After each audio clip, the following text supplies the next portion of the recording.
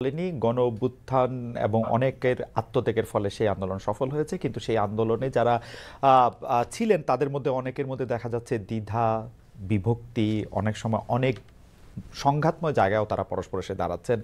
এই সময় অন্তর্বর্তী সরকারের সামনে কি বাস্তবতা দাঁড়িয়ে আছি আমরা, তা নিয়ে কথা বলার জন্য আমাদের সাথে রয়েছেন লেখক ও বিশ্লেষক ফাহাম আব্দুল সালাম। জনাব ফাহাম আব্দুল সালাম, আপনাকে আমাদের অনুষ্ঠানে স্বাগত জানাই। আপনি আমাদের সময় দিয়েছেন অস্ট্রেলিয়া থেকে, এটা একটা ডিফারেন্ট টাইম জোন, অনেক লেট, সেখানে আপনি আমাদের আন্তরিক কৃতজ্ঞতা এবং শুভেচ্ছা জানবেন। অসংখ্য ধন্যবাদ। আমাদের সাথে আরও থাকছেন অনুসন্ধানী সাংবাদিক জনাব জুলকারনাইন সাহেব। জনাব জুলকারনাইন সাহেব, আপনাকে অনেক ধন্যবাদ, আপনিও আমাদেরকে সময় দিয়েছেন, সেজন্য আপনাদের শুভেচ্ছা। থ্যাংক ইউ খালিদ ভাই। হ্যাঁ, আমি অবশ্য প্রথম প্রশ্নটি আমি দু তিনটা প্রশ্ন আপনাদের দুজনকেই করতে চাই। আমি ফাহাম আব্দুল সালাম আপনাকে দিয়ে শুরু করতে চাই যে ফাহাম, আপনি জানেন যে আজকে সেনাপ্রধান, এটাকে আমি কি বলবো, উনি পোশাকে ছিলেন কিন্তু উনার বক্তব্যের ক্ষেত্রে উনি নিজেও বারবার বলেছিলেন কিছুটা মনের কথা বলছি, কিছুটা যেহেতু রাওয়া ক্লাবে অবসরপ্রাপ্ত কর্মকর্তারাও ছিলেন, সে তাদের পরিবাররাও ছিলেন, তিনি কিছু কথা বলেছেন। আমরা সেই কথাগুলির ব্যাপারে আপনাদের একটু মতামত জানবো চট করে। একটা আমি তাকে উদ্ধৃত করছি, বিডিআর হত্যাকাণ্ড নিয়ে জেনারেল ওয়াকারুজ্জামান বলছেন যে একটা জিনিস আমাদের সবসময় মনে রাখতে হবে, এই বর্বরতা কোনো সেনা সদস্য করেনি, সম্পূর্ণটাই তদানীন্তন বিডিআর সদস্য দ্বারা সংগঠিত, ফুল স্টপ, এখানে কোনো ইফ ও বাট নেই। ফাহাম, আপনার মন্তব্য শুনবো যদি ছোট করে, কারণ অনেকগুলি প্রশ্ন আছে উনার বক্তব্যের। দেখেন, এখানে একটা ব্যাপার হচ্ছে যে ওই সময় তদন্তটা ভালো করে হয়নি। এটা হচ্ছে কি সত্যকে মানে ফ্যাক্ট, কারণ ওই সময় ধামাচাপা দেওয়ার একটা চেষ্টা করা হয়েছিল এবং আওয়ামী লীগ, তৎকালীন আওয়ামী লীগ সরকার এটার সাথে কমপ্লিটলি বিশ্বাসঘাতকতা করেছিল। তো সেই নিরিখে বাংলাদেশের সাধারণ মানুষের মধ্যে একটা চাহিদা আছে যে এই ঘটনার একটা প্রকৃত তদন্ত হোক এবং বের হয়ে আসুক। এবং আমি তার সাথে সেই যে আকাঙ্ক্ষা, সেই আকাঙ্ক্ষার সাথে সম্পূর্ণ একমত যে কারণ আপনাকে বুঝতে হবে যেখানে অনেকগুলো পরিবারের বিশাল ত্যাগ রয়েছে এবং তারা এগ্রিভড, এবং তাদের যে বিচার পাওয়ার আকাঙ্ক্ষা, এটা খুব স্বাভাবিক, এবং সেই বিচার পাওয়ার আকাঙ্ক্ষাটাকে আমাদের সম্মান করা উচিত। এবং সেই সম্মানের আঙ্গিকে আমি বলতে চাই যে এই বিচার পুনঃতদন্ত হওয়া উচিত, এতে কোনো সন্দেহ নেই। কিন্তু উনি যেটা, আমার ধারণা, অনুমান, উনি, এটা আমি নিশ্চিত না, এটা আমার রিডিং অফ দ্য ইভেন্ট, যে উনি এটার সাথে যেই অন্য পক্ষের কোনো একটা বৈদেশিক পক্ষের যেই যোগাযোগ, এটাকে সম্ভবত অ্যাড্রেস করার চেষ্টা করেছেন, সেই জায়গাটায় উনি নাকচ করে দিয়েছেন বলে আমার অনুমান। আমি তার মন জানি না, তো সেটা যদি হয়ে থাকে সেটা ভিন্ন আলাপ। কিন্তু আমি সম্পূর্ণ, যারা শহীদ পরিবার তাদের সাথে সম্পূর্ণ একমত যে এই ঘটনার তদন্ত হওয়া উচিত। আমি একই বিষয়ে আমি একটু জুলকারনাইন সাহেব আপনার কাছে আসতে চাই যে স্যার, আপনি নিশ্চয়ই বক্তব্যটা শুনেছেন, তো সেক্ষেত্রে তিনি বলেছেন যে বিচার প্রক্রিয়া, যাদের শাস্তি হয়েছে তারা অপরাধ করেছে বলে শাস্তি হয়েছে। 51 জনের ব্যাপারে তার কাছে কিছু রিপোর্ট গেছে, তার মধ্যে তিনি তার থেকেও বেশি করেছেন সে তিনি বলেছেন। আপনি তার বক্তব্য সম্পর্কে কি বলবেন? জি, ধন্যবাদ খালিদ ভাই। আজকে বাংলাদেশের সেনাবাহিনীর প্রধান জেনারেল ওয়াকারুজ্জামান যা বলেছেন, ওনার ভাষাটা, বিশেষ করে বিডিআর এর বিষয়ে, আমার বিডিআর এর বিষয়ে আমি এতটুকুই বলতে পারবো যে যারা অপরাধ করেছে তারা শাস্তি পেয়েছে, এই কথাটা উনি যথাযথভাবেই বলেছেন। এখানে আমি কোনো ভুল অথবা কোনো অসঙ্গতির কোনো কিছু আমি দেখছি না, কারণ যারা এখানে শাস্তি লাভ করেছেন তারা বিভিন্ন রকমের অপরাধে যুক্ত ছিলেন। শুধুমাত্র যে তারা হত্যাই করেছেন তা না, তারা ওইখানে বিভিন্ন নারীর সম্ভ্রমহানি করেছেন, তারা ধর্ষণের মতো ভয়াবহ অপরাধের সাথে যুক্ত ছিলেন। এখন বিচার প্রক্রিয়াটা যখন চলে তখন আমার জানা মতে অনেকের মান সম্মানের কথা এবং সামাজিক অবস্থার কথা চিন্তা করে তাদেরকে যে ধর্ষণ করা হয়েছে এই কথাগুলো উজ্জ্ব রাখা হয়। অনেকে স্মল আর্মস এবং এক্সপ্লোসিভস এর মামলায় অ্যারেস্ট দেখানো হয়। সুতরাং ইন এ ব্রডার পার্সপেক্টিভ, এটা যে আপনার সঠিক হয়েছে অথবা বিচার যে আপনার শাস্তিগুলো যে দেয়া হয়েছে, শাস্তি যথাযথভাবে দেয়া হয়েছে বলে উনি যে মন্তব্যটা করেছেন, এখানে আমি কোনো ভুল কিছু দেখছি না। ওকে, নেক্সট প্রসঙ্গ স্যার, আপনাকে ধন্যবাদ।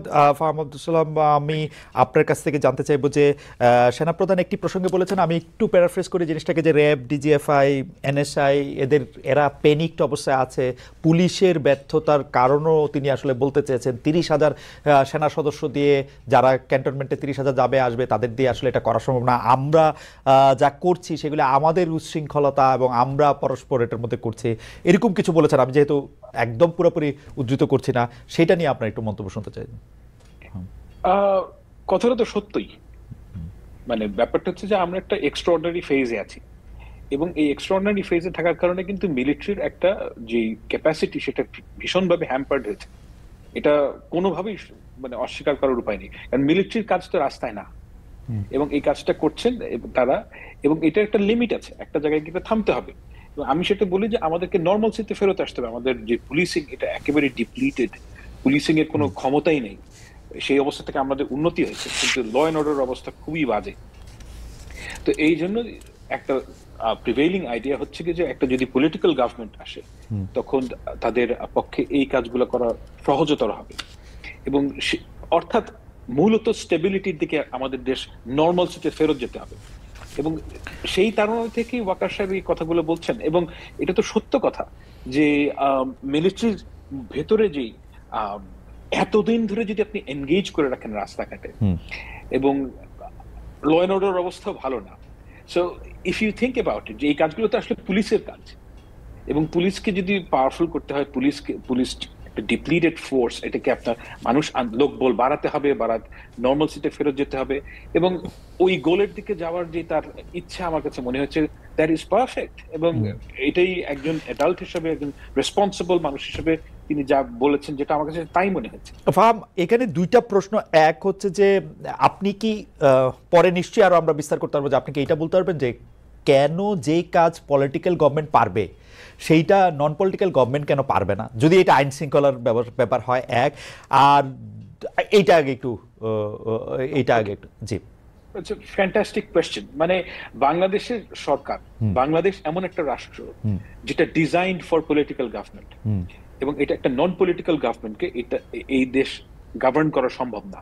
কেননা আমি একটা ছোট্ট করে একটা উদাহরণ দিই, যেটা হচ্ছে কি আমাদের এই অন্তর্বর্তীকালীন সরকারের চাইতে অনেক বেশি পাওয়ারফুল এবং এবল গভর্নমেন্ট ছিল 2007 সালের তত্ত্বাবধায়ক সরকার, 2007-8 সালে।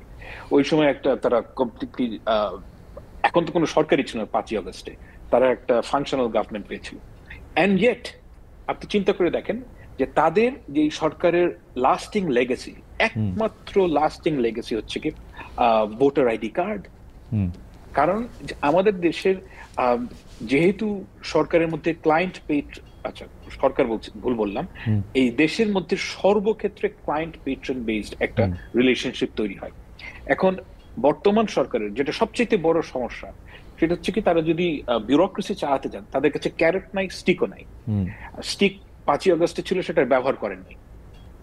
এখন এই যে ক্যারেট, সবাই জানেন যে এই সরকার অল্প সময়ের জন্য আছেন, এবং এরপরে কি হবে তারা জানেন যে অন্য একটা সরকার আসবে, সুতরাং we must serve to that government. Okay, ওই এই ক্যারেক্টারিস্টিকের এইটার প্রসঙ্গে আসবো। আমি একটু দ্বিতীয় প্রসঙ্গটা একটু বলে আসি, কারণ আমার কাছে মনে হয় যে আমি প্রশ্নটা করে রাখি আপনার কাছে কি মনে হয় না যে বিএনপি যেহেতু একটা ছায়া সরকার চালাচ্ছে বা অনেকটা বড় দল হিসাবে তারা প্রায় ক্ষমতায় এসেই পড়েছে, সেই জন্য এই ক্যারেক্টারিস্টিকের ওইটা আসলে কাজও করতেছে না? এটা আপনি পরে উত্তর দিয়ে আগে আপনি আমার বলেন, সেনাবাহিনী যে 6 মাস ধরে ম্যাজিস্ট্রেসি নিয়ে বসে রয়েছে, সেনাবাহিনী এই দায়টা কেন আগে স্বীকার করতেছে না? সেনাবাহিনীর কাছে ম্যাজিস্ট্রেসি থাকলে তো পুলিশ বা সিভিল ফোর্স তো আসলে কাজ করতে পারে না, বা প্রপারলি কাজ করতে পারে না, কারণ এখানে 2-3টা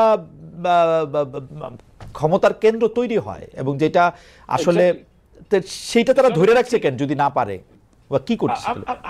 মানে আই ডোন্ট থিংক যে তারা ম্যাজিস্ট্রেসি পাওয়ার থাকলে ওইটা ইউটিলাইজ করতে পারে। মানে ম্যাজিস্ট্রেসি পাওয়ার যখন দেওয়া হয়, এটা একটা ভেরি শর্ট স্প্যান, ওই ইলেকশনের আগে ওই ধরনের সময় এটা এফেক্টিভলি ইউজ করা যায়। আই ডোন্ট থিংক যে আপনি এত লম্বা সময় ধরে, তাদের কাছে কোনো ইন্টেলিজেন্স নাই, আপনি তো এটা দেওয়া হচ্ছে, মানে you and I both know যে আমরা একটা এক্সট্রাঅর্ডিনারি টাইমের মধ্যে আছি, এবং এই টাইমের মধ্যে আমরা অনেক ধরনের জিনিস ট্রাই করছি, যদি কোনোটা লেগে যায়। কিন্তু এই সেনাবাহিনীকে ম্যাজিস্ট্রেসি পাওয়ার দেওয়া এই একটা দেশের জন্য, দিস ইজ মানে এটা কোনো লাস্টিং সলিউশন না। ওকে, আমি স্যারের কাছে আসি। স্যার, দুইটা প্রশ্ন। আগে আগে আগে আগে পাটাতনটা একটু বলে নিই যে র্যাব, ডিজিএফআই, এনএসআই তারা প্যানিকটাসে আমরা নিজেরা নিজেদের সাথে মারামারি করে নিজেদের সর্বনাশ করতেছি। সেনাপ্রধানের বক্তব্যের প্রেক্ষিতে আমরা প্রশ্ন করেছিলাম যে পলিটিক্যাল গভর্নমেন্ট পারলে নন পলিটিক্যাল গভর্নমেন্ট কেন পারবে না, এবং ম্যাজিস্ট্রেসি পাওয়ার নিয়ে সেনাবাহিনী 6 মাস কি করলো, আসলে আমরা কি করতে দেখলাম বাগাড়ম্বর ছাড়া?